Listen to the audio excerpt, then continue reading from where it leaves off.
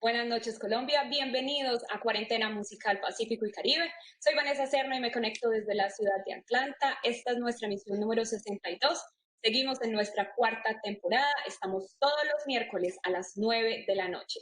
Hoy, en el siguiente En Vivo Extra, tendremos a 4 de los 39 nominados a Afrocolombianos del año 2020, distinción que otorga El Espectador y Fundación Color de Colombia. Es un gusto saludar ahora a Juan Carlos Piedrahita, periodista musical del Espectador, que regresó de vacaciones finalmente, que es una muy buena noticia, y por supuesto también al escritor y periodista David Lara Ramos, que serán anfitriones de una leyenda musical. Y me imagino que, como ya es de costumbre, podemos estar alojados en el home principal del Espectador y nos transmite también en directo y en diferido canal VIP.tv, por supuesto Origen Channel, canal Univalle TV, canal Universitario Zoom y Teleislas, todo con la producción técnica de CG Producciones. David, pues mientras regresa Juan Carlos, yo creo que lo voy a dejar a cargo. Bueno, muchísimas gracias, Vanessa. Efectivamente, tú lo has dicho, vamos a tener esta noche a una leyenda absolutamente viva de la salsa. Vamos a tener a un músico caleño, es el maestro Alejandro Longa, y sin duda vamos a tener una conversación que cruza prácticamente todo este siglo XX y parte del siglo XXI. Pero yo creo que ya tenemos listo el invitado, ¿verdad? Y ya más fácil, David, ya ahí esperamos a que Juan Carlos pueda conectarse nuevamente. Muy bien, así es. Así es. Bueno, entonces vamos a presentar a este amigo percusionista, Alejandro Longa, que es una leyenda definitivamente en la música salsa y que no solamente es una leyenda, sino que además sigue tocando, además ha estado recorriendo el país y el mundo, ¿por qué no decirlo?, llevando su timbal y cada vez menos, sin duda, maestro, su batería. Buenas noches, maestro. Bienvenido a la cuarentena musical Pacífico Caribe. Buenas noches, muchas gracias por la invitación. Y aquí presto a escucharle y narrarle lo que ustedes convengan. Bueno, maestro, yo lo conocí hace muchísimos años, más o menos en los años 80, y recuerdo que usted tenía un afro generoso, después tuvo unas mechas bastante largas y usaba una barba, y bueno, ahora lo veo completamente calvo, pero lo veo vital. Cuénteme, maestro, ¿cómo fue todo ese recorrido con ese cabello para luego entrar en el tema de la música? Muchas gracias, es que los años no vienen solos. Entonces, por eso yo en aquella época, los 80, me tomé muchas fotos para que para hoy en día yo poderme ver con cabello y con barba. No, sí, Bueno, maestro, sí, esto fue... Sí, siga. Sí, bueno, usted comenzó realmente muy niño a tocar los instrumentos de percusión, fundamentalmente. Estamos hablando de la batería y estamos hablando de el timbal. Pero fundamentalmente, maestro, tenemos que concentrarnos en un lugar que es un bar, un sitio de baile que tenía tu padre, pero mucho antes de tener conciencia de esa idea de que existía la salsa o que existía la música o que usted podía tocarla, ¿cómo vivió usted esos primeros años de infancia muy cerca de ese padre musical? Sí, tenía yo la edad más o menos de 6 años y mi papá tenía un bailadero en el barrio popular, que es donde yo nací, nos criamos ahí y en aquella época se acostumbraba en los bailaderos a amenizar la cuestión de la noche con un baterista al lado de la rocola. Y pues yo muy niño, muy pelado, me llamó mucho la atención la situación de la batería, aunque mi papá tocaba, pero nunca me enseñó, ni yo, ni a mí me dio por decirle, enséñeme. Yo aprovechaba en semana para yo hacerme con la batería, sacarla al patio y empezar a hacer lo que yo le veía hacer al baterista que él contrató, que era el que tocaba en el sitio. Y entonces un día cualquiera, mi papá necesitó, porque el baterista no le llegó. Entonces le dije que yo tocaba, yo podía tocar, y pues, mi papá no me creyó. O sea que al día siguiente, que el domingo, ya estando ellos ahí ya reunidos en familia en el bailadero, y ya no había poco público, poca clientela. Entonces me le fui al baterista al lado, que ahí ese día le dije, déjame tocar, que yo puedo tocar. Y papá estaba sano de eso. Cuando yo empecé a tocar, y vio al baterista al lado, y papá me miró y dijo, uy, ¿qué esto qué es? Que no es el hijo, que este es su hijo que está tocando. Papá ese día lloró de la felicidad y de ahí para adelante ya me apoyó totalmente y con todo a que siguiera haciendo mi música. Bueno, hay que decir de que Alejandro también lo llaman Pichirilo. Quiero saber cuál es el origen de ese Pichirilo y desde qué edad más o menos comienza la gente a reconocerlo como Pichirilo y algunos percusionistas de cariño le llaman el Pichi. Sí, así es. Lo que pasa es que cuando yo ya entro a trabajar en un sitio en esa época llamado Río Cali, había un grupo sonorámico ya con músicos profesionales. Tenía yo más o menos 10 11 años. Entonces me llaman para ese grupo y tocamos de lunes a sábado.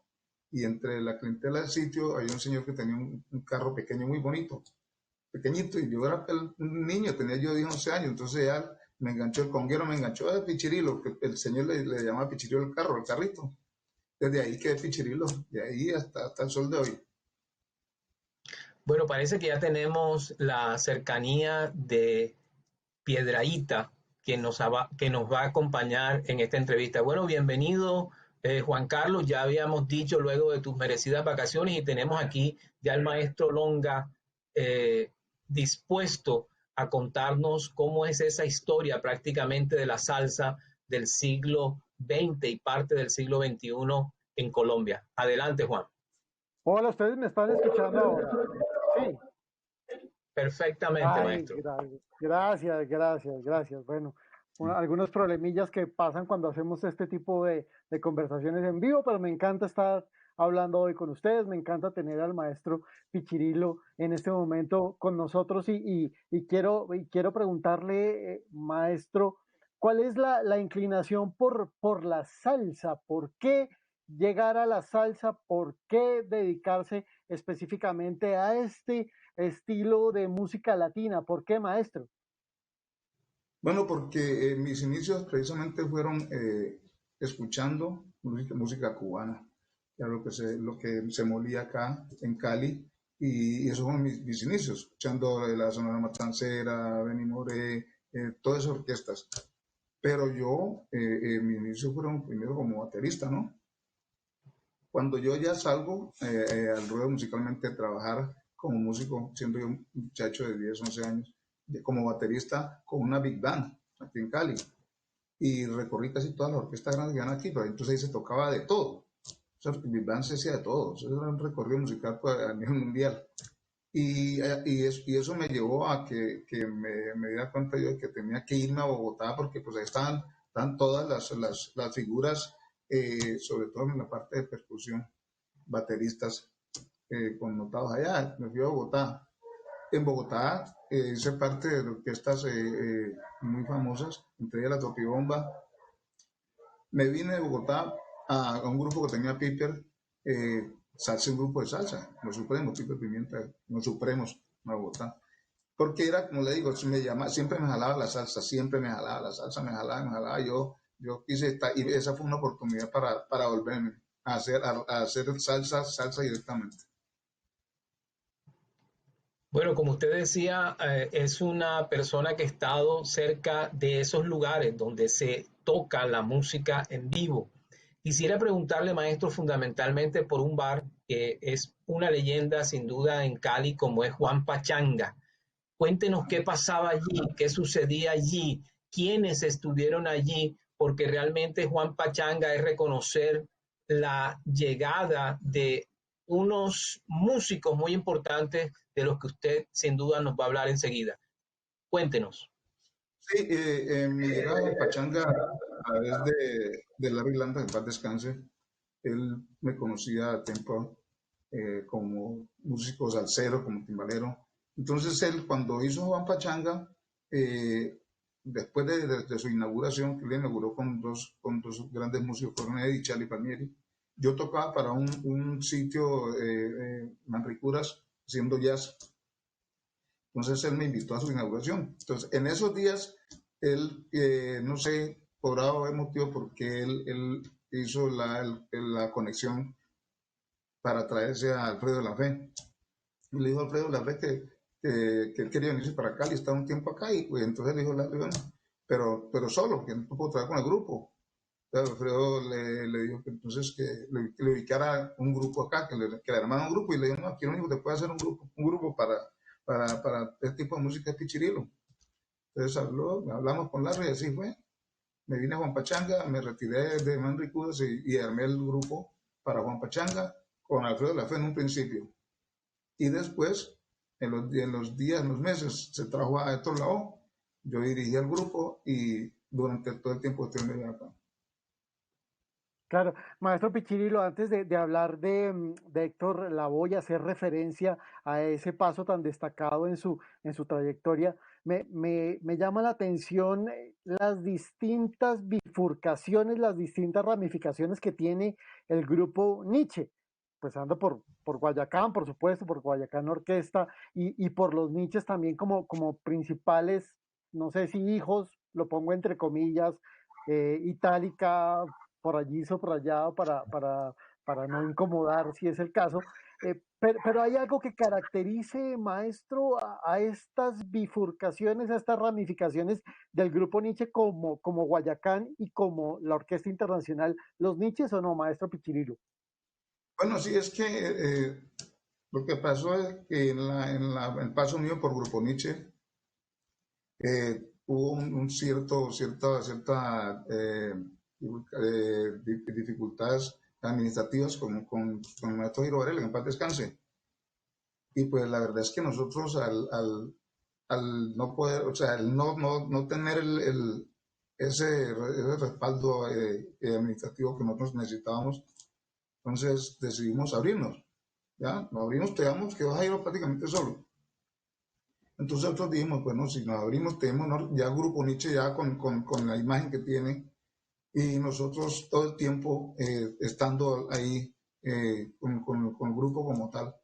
Entonces dijimos, pues hombre, sería el colmo que nosotros nos abriéramos a hacer un grupo de la noche a la mañana sin son ni ton. Entonces vamos a seguir con la idea del mismo tema musical, por la misma línea, para poder mantenernos hasta que nosotros logremos hacer nuestra propia grabación. Y eso es lo que hicimos. De ahí nació Orquesta Internacional Los Niches.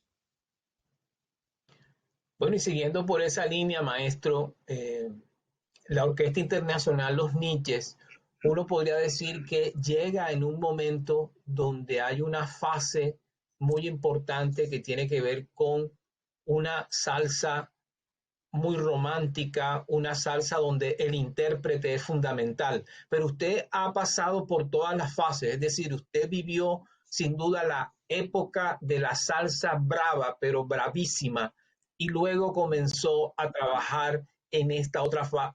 ¿Cómo usted caracteriza ese recorrido musical de esta salsa, de su época y de esos diferentes momentos que usted vivió? Sí, porque, perdón, en el momento de nuestra separación se venía sonando la salsa pesada, ¿no? La línea de Grupo Nietzsche, salsa. Pero a nosotros, al separarnos de Jairo, nosotros teníamos que buscar nuestra identidad, ¿ya? Y justo en esa época estaba sonando la salsa romántica. Entonces, ¿qué hicimos nosotros? Llegó un compositor, hermano de nuestro pianista, y nos mandó un tema, que fue Si Supieras. Y entonces para esa época ya habíamos logrado nosotros, habíamos ingresado al grupo a Gustavo Rodríguez. Él cantaba Ah, otro género de música, no salsa. Entonces él me mandó con un compañero trombonista que si él quería ingresar al grupo, que quería aprender a cantar salsa. Ok, ingresamos y resulta que salió siendo un tremendo cantante. Y nosotros entonces, ¿qué hicimos? Seguimos la línea de la salsa romántica con los niches. Y entonces ese es, por ejemplo, entre el tipo de salsa que es el grupo Nietzsche y el tipo de salsa de los niches, hay una diferencia, porque la de grupo Nietzsche es salsa como tal, y nosotros salsa romántica. Tocamos también el tipo de salsa pesada, pero nos quedamos como identidad con la salsa romántica. Claro, están temas como si supieras qué es lo que tiene Cali, ella no tiene la culpa, me tienen vigilado, son algunos de los éxitos de la Orquesta Internacional Los Niches, que además muy pronto empieza a girar por Europa y tal vez de allí viene el apelativo de internacional, porque creo que en el mismo año en el que se crea, es decir, en 1988, ahí ya hay una gira por Europa a presentarse, maestro, en Londres, en Madrid, en Barcelona, bueno, también por allá en Ecuador y en fin, ¿cómo asumía usted, maestro, esta primera gira con este bebé? Porque en realidad esta agrupación era eso, era un bebé en ese entonces. Claro, que para nosotros fue algo inesperado, porque nosotros nos separamos el 25 de diciembre de 1987 del Grupo Nietzsche. Y automáticamente nosotros dijimos, quedémonos, no vamos a desbaratar el grupo, vamos a quedarnos unidos y arrancamos en el 88, ya logramos ubicar sitios de ensayo y vamos a ubicar ya cómo hacer el lanzamiento como Orquesta Internacional UNICHE. Y justo para esos días, en el primer semestre, nos llegó una persona aquí a Cali a buscar, venían era por Grupo Nietzsche, pero el tipo no fue muy bien atendido en la oficina, entonces salió y alguien le dijo, no, mire, Orquesta Internacional Nietzsche es el mismo grupo, el Grupo Nietzsche que se abrieron hace 6 meses. Entonces, el tipo fue y estamos programados para un sitio aquí en Juanchito, y el tipo fue a escucharnos y dijo, no, pues no falta y no Jairo Varela. Entonces, ¿qué sé? Se sentó con nosotros y arreglamos y fue la primera salida de nosotros como tal. Y antes inclusive que Grupo Nietzsche llegamos nosotros a Europa, antes que Grupo, para de mentira. Y fue un éxito esa ida nosotros por Europa. Estuvimos alrededor de 2 meses y algo. bueno, maestro, yo que estoy en el Caribe, que estoy en Cartagena, pero que nací en Barranquilla, tengo una curiosidad que tiene que ver fundamentalmente con los percusionistas del Caribe, fundamentalmente, y la relación con usted. De todas maneras, en ese momento se tocaba mucha cumbia y la percusión era muy importante. Pero ¿cómo podemos identificar esa variación, esa diferencia entre la percusión caleña y la percusión que en ese momento se hacía en el Caribe o fundamentalmente en Barranquilla? Bueno, yo tuve la gran fortuna de que en mis inicios como baterista, como percusionista, pasó de todo. Yo escuchaba acá en Cali se escuchaba de todo, pasodoble, cumbia, merecumbe, porro, todo lo que encierra la música. Entonces yo tuve esa suerte de que a temprana edad pude escuchar y empezar a tocarlo. Cuando yo me fui a Bogotá, me voy a Bogotá, yo ya tenía la referencia de los percusionistas buenos que siguen siendo de los mejores para mí, siguen siendo los Cuau, los Cervantes, toda esa dinastía. Además, cuando yo llego a Bogotá y me llaman a una orquesta para hacer un baile, pensaban que yo era costeño, por la forma como yo ejecutaba la música costeña en la batería. Decían que no podía ser caleño porque ese era que yo tenía que ser familia del retoño de alguno de ellos, de los Cervantes, de los Cuau. Y dije, no, apenas lo tengo que conocer. Pero en realidad sí son de lo mejor y de lo mejor que ha tenido Colombia en cuanto a los percusionistas, más que todo en la música costeña, ¿no? Muy bien. Claro, Maestro, hablemos un poco de ese encuentro que tiene usted con Héctor Lavoe. Eh, ya hemos empezado un poco a desmitificar a la figura de Varela, siendo un músico muy importante, pero tanto personajes como Alexis Lozano, como usted, que lo conocieron de cerca y trabajaron con él, coinciden en que realmente en la parte administrativa era un poco difícil de manejar. ¿Cuál es el mito principal alrededor de Héctor Lavoe, por ejemplo?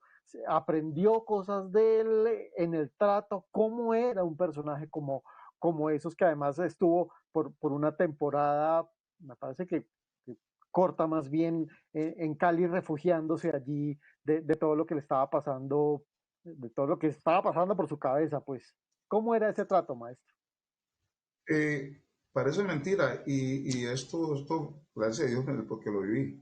Héctor Lavoe era una persona demasiado, demasiado generoso, tranquilo, tenía una humildad increíble.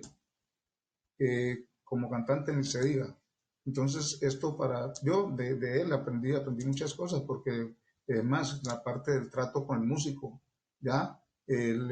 Musicalmente decíamos vamos a ensayar, montamos tal tema, se ensayaba, se montaba, siempre con respeto hacia el músico, siempre esa facilidad para hacer entender las cosas a los colegas.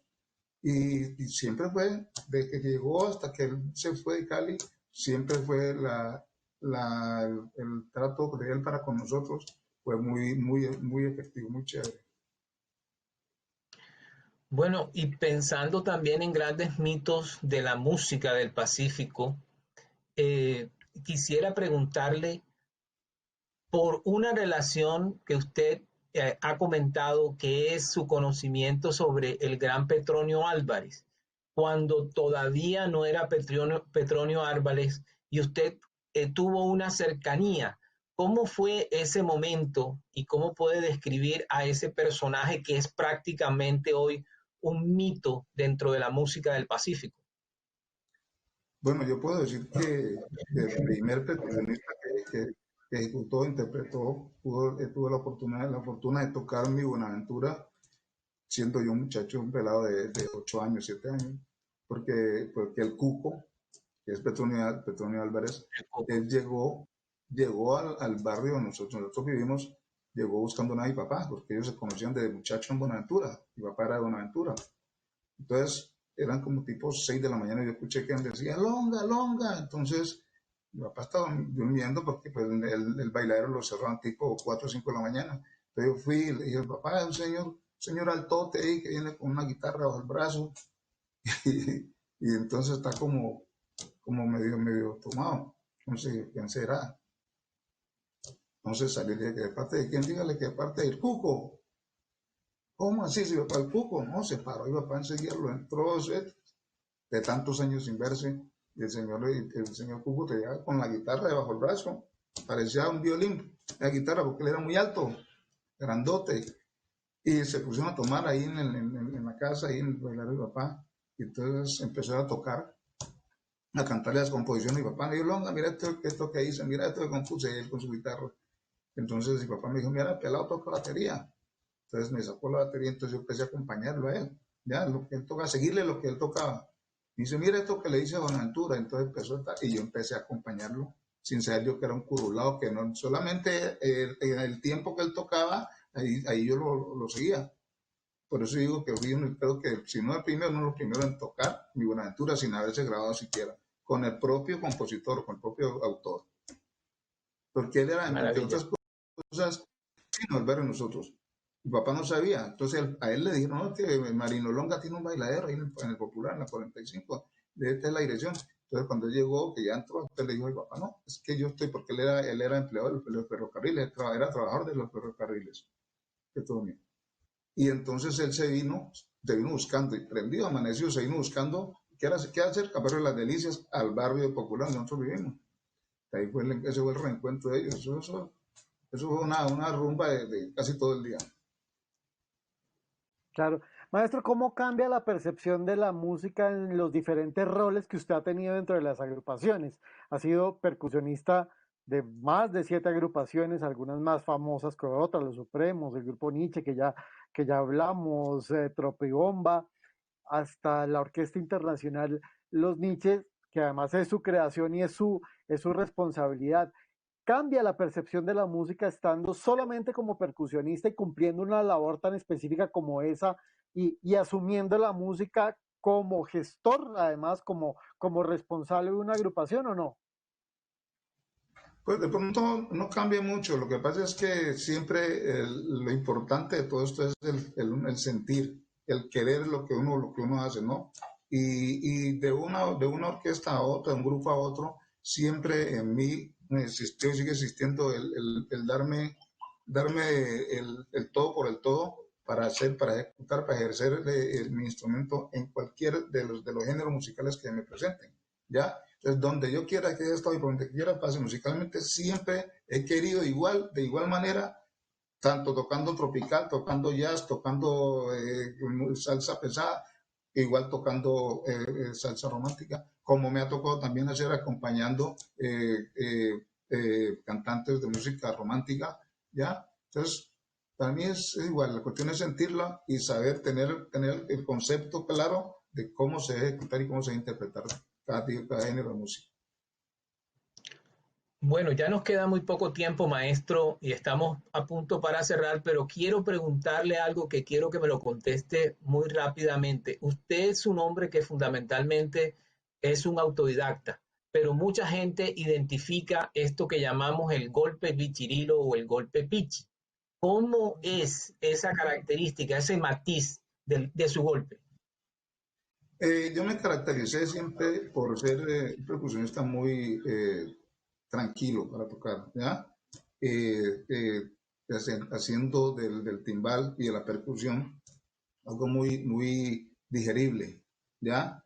Yo evito el estruendo en la percusión, que es difícil evitarlo, entonces he sido siempre muy sutil a la hora de tocar, muy tranquilo, cerrado para tocar, o sea, más acompañar que para que me acompañen.